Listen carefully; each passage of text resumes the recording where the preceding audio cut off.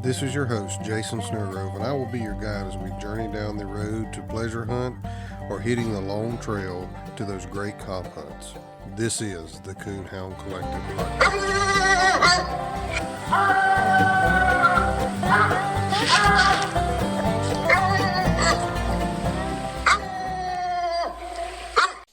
All right, welcome to the Coonhound Collective podcast this week. It's going to be a short episode this week. Been busy with work and doing a little bit of hunting here and there, and just really been tied up on a lot of stuff. But first off, when we get started here, we coming off the week of Spring Super Stakes, and I'm sure most everybody probably already knows, but I want to go through the winners here and congratulate these guys, give them their due. They showed up there and worked hard and got in and done some winning. So in the 2025 PKC Spring Super Stake Freshman Division, first place, Hatch Sniper Rip, Paul Jacobs. Patrick Nall, third place, Hard Time Fly. Let's see, Dane Pig, second place. Double Lick Star, Struck, Johnny Roberts. Mike Winstead, fourth place, Dirty Gritty, with, I think that's Walk, Shaka, Waller, and Barry Walk. That is your Spring Super Stakes Freshman Division.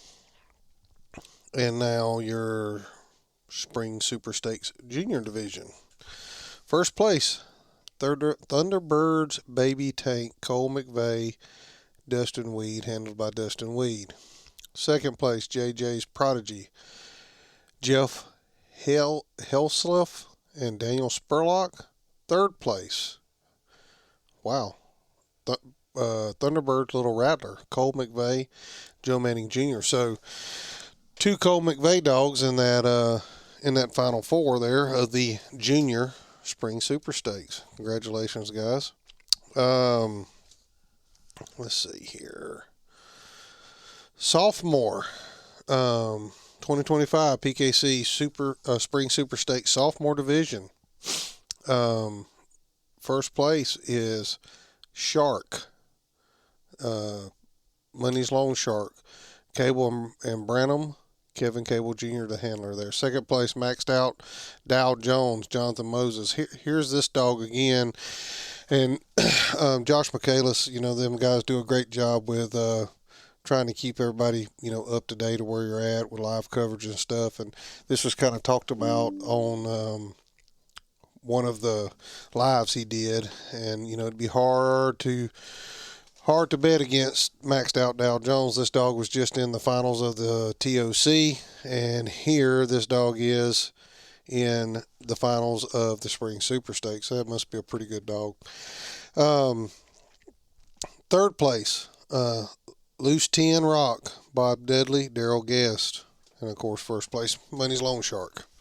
That is the Spring Sophomore Super Stakes. Now, senior. First place, Rockin' R. Plains Piper, Blue Tick. Yep. Had an English and a Blue Tick. Kevin Rash, Timothy Chaffin. Second place, Rock Steady Rowdy, Hinkler and Martin, Jason Martin. Third place, Rivertown, Uncle Joe, J.C. Albright and John Irvin. Congratulations to all those guys, to all those winners.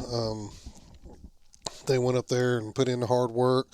Local guy here to me, Cody Creech with Mocon Spud. Got into the quarterfinals, I think, or semifinals, somewhere in there. He won early Friday and lost late. Don't know all the details to it, but congratulations, Cody.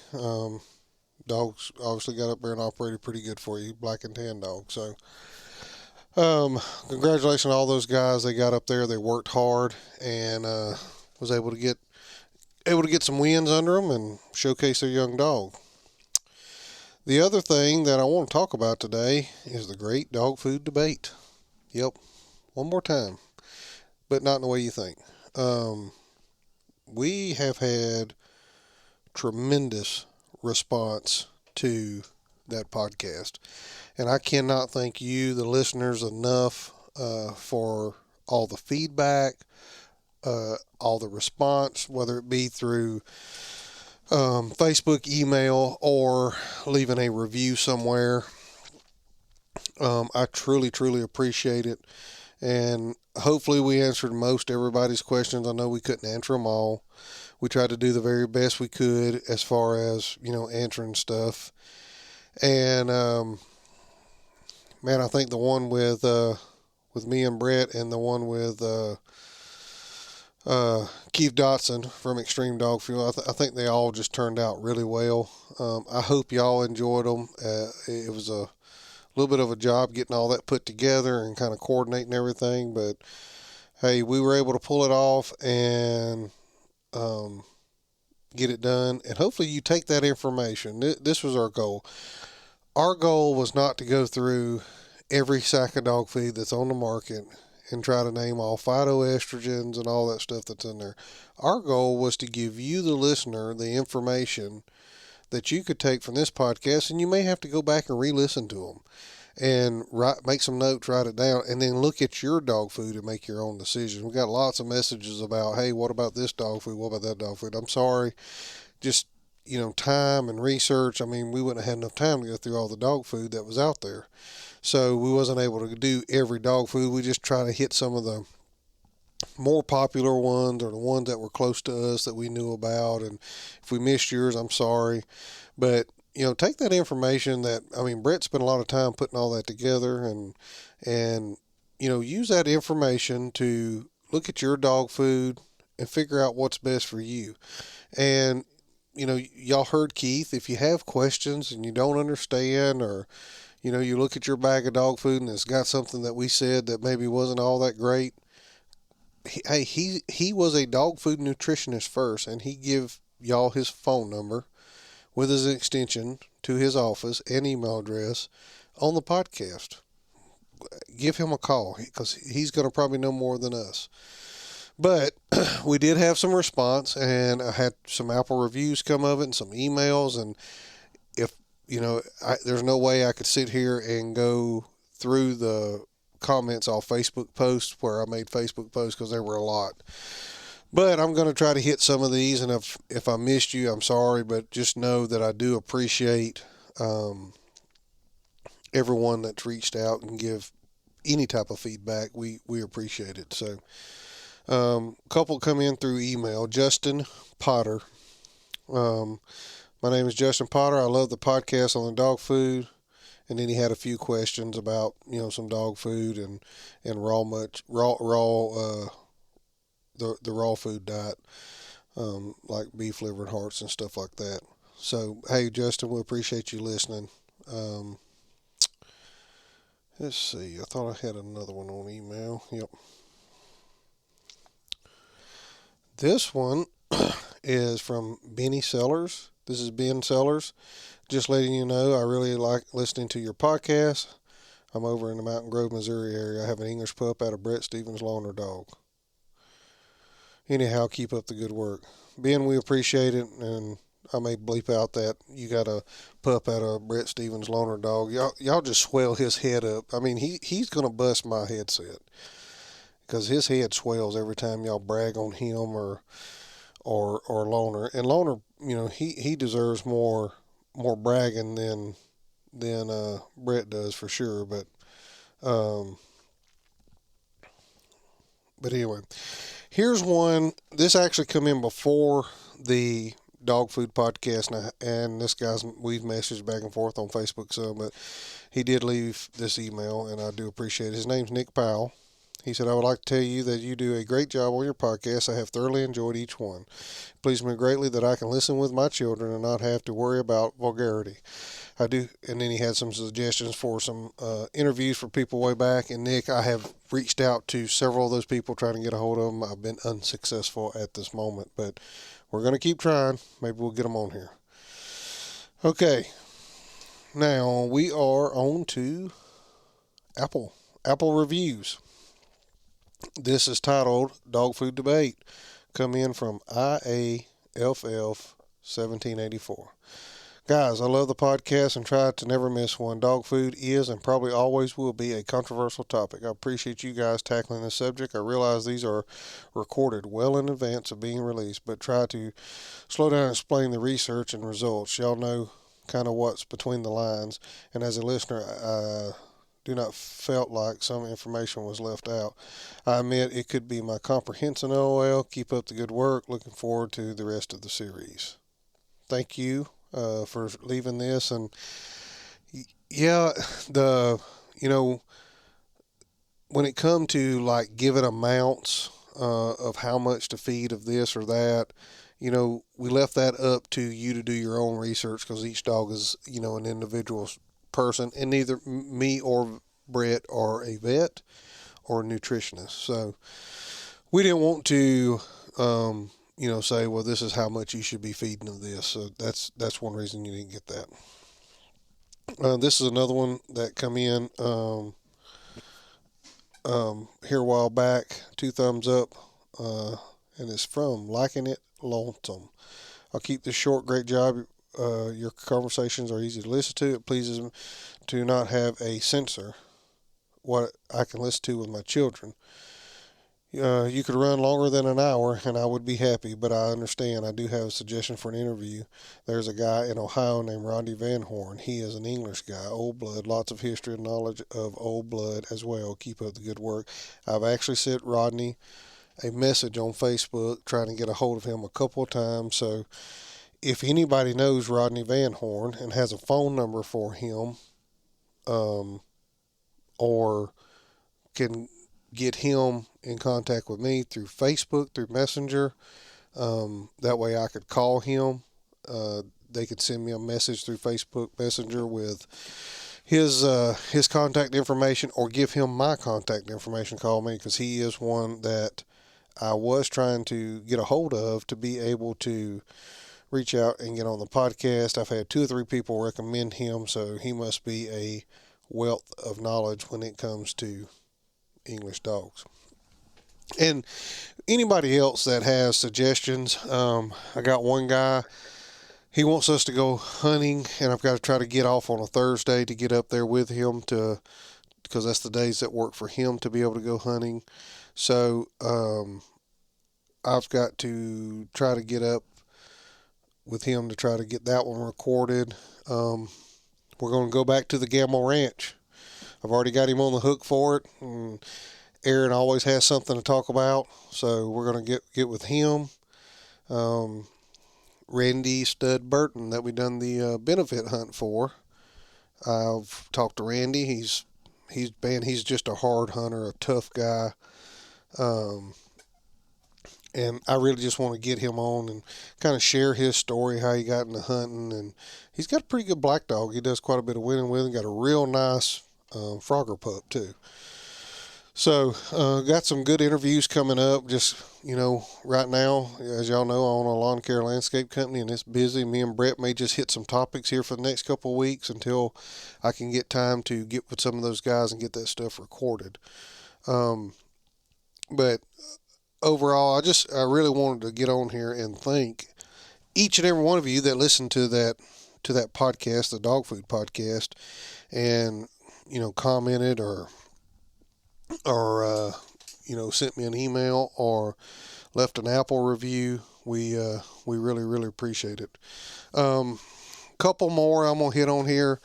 Martine's Extreme Pet Supplies, great podcast about the nutritional balanced extreme dog fuel dog food. Keith's knowledge and expertise about nutrition for dogs is one of the best, if not the best. We are the small distributor in Illinois that he mentioned. We are here to help anyone make the transition to EDF, which is Extreme Dog Fuel. Martin's Extreme Pet Supply on Facebook and the internet. Thanks, Jason and Keith. Hey, we appreciate you listening to it and appreciate you sharing the podcast with everyone. I just can't thank you enough. Here's another one, Terry Sutton. Good podcast, but I really want to know, besides what's in the product, is quality of the ingredients. That's really more important. I worked at a meat processing plant and saw firsthand what dog food companies pick up. It was meat with cancer and much more junk. if it's not human grade food, then we shouldn't be feeding it to our hounds. Hey, I will say this, because I know this happened, because I know the guy that called, but the gentleman called down there, spoke to Keith, asked where the ingredients come from, asked several questions. Keith answered his questions. So my suggestion would be go back, listen to that podcast, Terry, and get Keith's information and reach out to him. I'm sure he'll be glad to answer any questions that you have. Casey Skates, lots to take in, but great info. Could you give some info on best feeding program for a puppy? Want to give my little female the best chance starting with feeding. We've done a little bit about puppies, and maybe me and maybe me and Brent need to go back and touch on that again. We both have females right now that are. Oops, I wasn't supposed to say that on there. Well, he has a female that's bred, and I guess now that I've let the cat out of the bag, my angel female's bred also. I wasn't even thinking I wasn't going to say that on there, but anyway, his female's bred. I've got puppies coming, so maybe we ought to go back and retouch on that and just kind of freshen things up in people's keeping people's mind on what they need to do with puppies. I know people's always having puppies, but it's kind of springtime, and that makes you think about newborns and stuff. So maybe that's something me and Big Money need to get together and go back over. Kyle Templin, listen to the podcast, enjoyed it. Tell Big Money I have a 2.5-year-old two 1.5-year-old females I've raised on Victor Professional Purple Bag that have never came in heat. Man, I'm sorry to hear that. I don't know, maybe you need to swap your dog food up and try something different. Let's see here.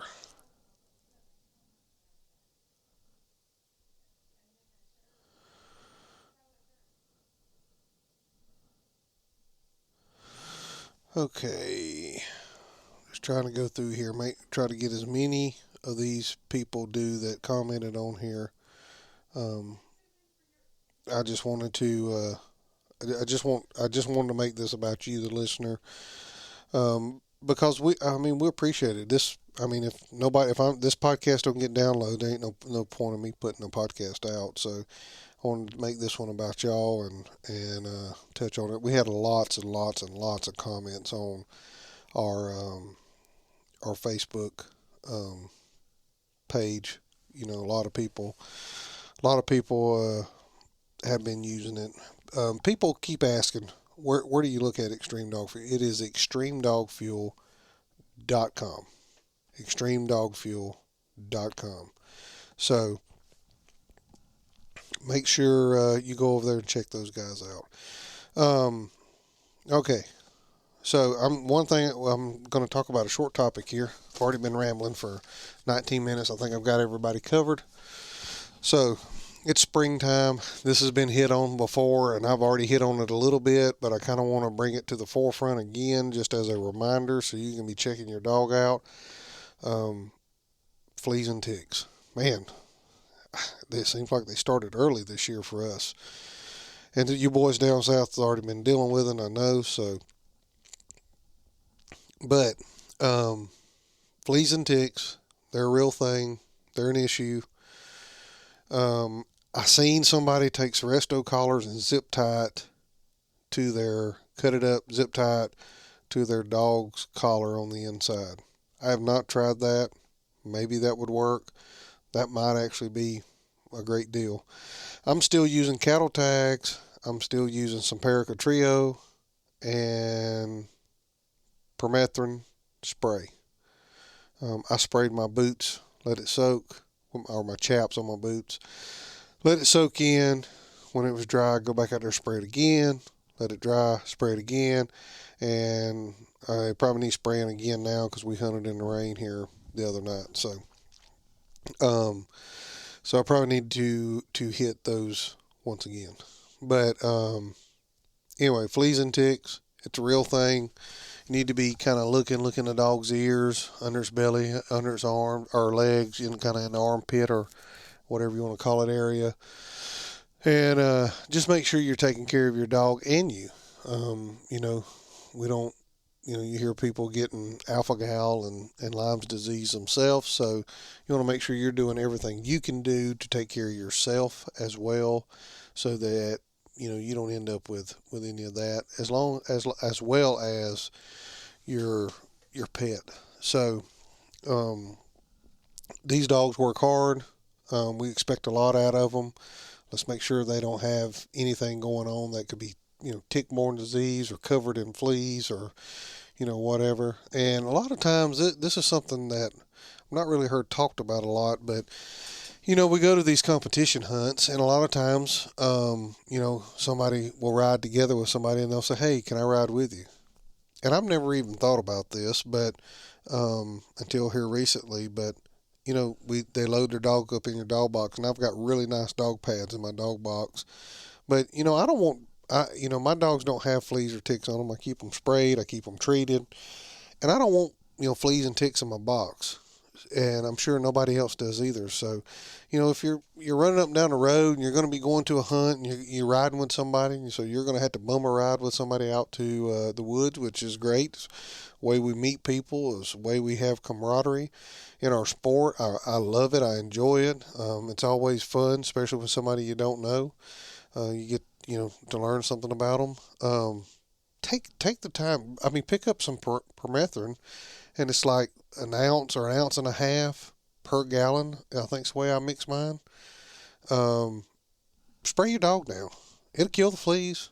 Spray the dog down a couple of times. I spray it on my chaps. I mean, it stinks, but it dries and the smell goes away. So just make sure you're doing your due diligence and be respectful of other people's stuff. So, and with that, this is gonna wind the podcast up. My last topic here. I've been looking for new places to hunt, trying to pick up some stuff that's closer to our club, that's a little bit better land, and I've been successful. Picked up quite a bit of land, actually. So got one block that's I don't know 1,500-1,800 acres together. But if the guy puts the chain on the gate a certain way, when you leave out of there, put the chain on the gate the way he had it. If you get it, I mean, I don't know about y'all, but I don't litter going down the road, but I will, if I have a bottle of water or something, instead of putting it in a cup holder, I may drop it down in the floorboard next to my feet. And then when I stop at the gas station, I'll throw it away or bring it in when I get home. But, if you eat something, a candy bar or whatever, and you get out of the truck, just be mindful that you don't accidentally drag that out, and leave litter on the guy's place. That's just disrespectful to them, and that gives us a bad name as coon hunters, because then the next thing you know, they've drive in there and here's a water bottle and a candy bar that accidentally got kicked out on the ground, and they're mad. And they have the right to be mad. So let's do our due diligence. I've talked about this in the past. It's been a while. We call it guarding the gate, and we have to. None of us are. Let me back up. I guess it might be one or two, but none of us coon hunters have enough land that we own to run our dogs on. We are blessed in this part of the country that we have a lot of national forests that we can hunt on, but man, that's rough hunting. So I am super thankful when I can get permission to hunt on somebody. And I do, I mean, when I pull up and I get out of the truck, I turn the dogs loose, the first thing I do is I go check. Did I have something in the floorboard? Did it come out? When I drop the tailgate, was there something in the bed of the truck that come out? If I pull up there and I let my dogs out and there's a piece of trash laying there that I did not put there, that was there when I got there, I pick it up, throw it in the bed of my truck.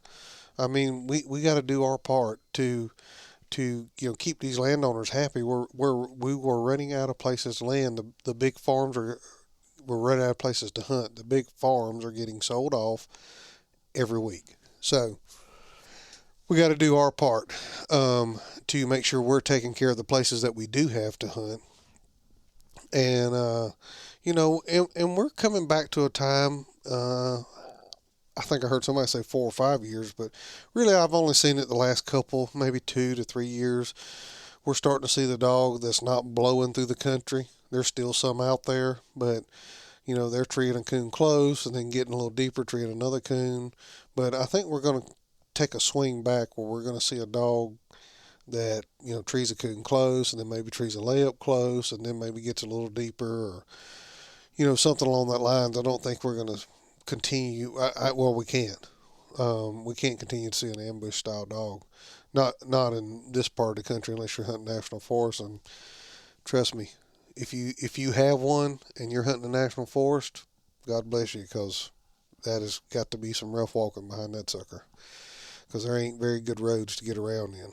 But anyway, I've rambled here long enough. The biggest thing is make sure you're checking fleas and ticks. Take care of your pet. If you're out there this time of year, you're starting to see farmers out and about, and they're cutting hay, and you stop and ask that guy. I had a guy, I stopped and got permission to coon hunt on, and he gave me permission, but in the beginning he was real standoffish, and he's like, "Well, I don't want the dogs running my cows." Explain. Take a moment to explain to them that, I don't want my dogs running your cows. Some of these dogs that we have are, pretty expensive, and the last thing I want is a hound that I've either paid a lot of money for or that I think is valuable, out running a cow and get trampled or kicked and killed. So take the time to explain to them what you're doing, that you're not just a bunch of rednecks out there shooting. Thankfully, I think Josh Michaelis and Kane Strean are trying to put coon hunting in the public eye, and they're doing a great job of it. So I appreciate those guys doing that, and kind of bringing it to the forefront, and people are paying attention. These podcasts, myself, Josh, Steve Fielder, Ben Sheets, we're trying to, with the podcast, bring coon hunting to the public eye. I have people that don't even coon hunt ask me for a link for this podcast, and I appreciate every one of them that listens. So if you're listening and you don't coon hunt, and you've listened up to this far, this many episodes, I appreciate it. If this is your first one, go back and listen to the other ones. You won't have to hear me rambling. You'll get to hear some great stories about guys that got into coon hunting. Oh, before I forget, I forgot a winner. Man, I can't believe I forgot this. I seen this morning on Facebook, and I haven't even had an opportunity to text this guy yet, and maybe I'll just wait and let him hear from right here. But Jason Keene, Leopard Days this weekend. I don't know how many dogs they hunted there, but Jason Keene, y'all heard him talk about Halo, little young dog he's hunting. He won first place at Leopard Days, King of the Hunt. So, man, congratulations, Jason. Hey, me and Jason we got to get together. We're going to do something else, and I have been super busy, and I apologize, Jason, for not calling you back and getting back with you yet, but I do want to take a minute to say congratulations to you on your big win. If I was a leopard guy person, or was wanting a leopard hound to competition coon hunt and win, I would be making one phone call, and that would be to Jason Keene. This guy has had winner after winner after winner of leopard hounds. Moose, Halo, and he's going to kill me because I can't remember the other dog's name. Jewel. So, if you're looking for a leopard hound, get a hold of Jason. He likes talking dogs. He's a great guy to talk to. Good Christian guy. He won't steer you wrong. I would take his word on the dog for sure. So congratulations, Jason. I know you put in a lot of hard work to get there. So congratulations, buddy. All right. With that, I'm going to get off here. Thank y'all for listening again this week.